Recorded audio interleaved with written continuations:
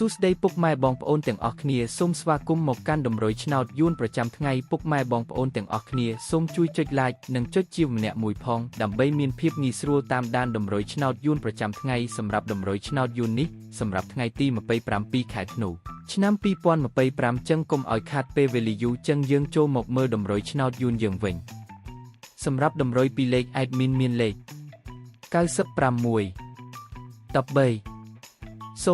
05 04 សម្រាប់ប៉ុស ABCD សម្រាប់លេខអូស admin មានពីរគ្រាប់គឺអូសខ្ទង់00និង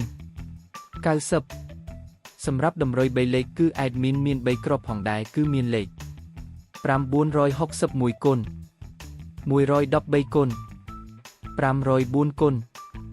បើសិនជាពុកម៉ែបងប្អូនទាំងអស់គ្នាស្រឡាញ់និងពេញចិត្តលេខទាំងនេះពុកប៉ែបងប្អូនអាចយកលេខទាំងនេះទៅផ្សងសំណាងបាន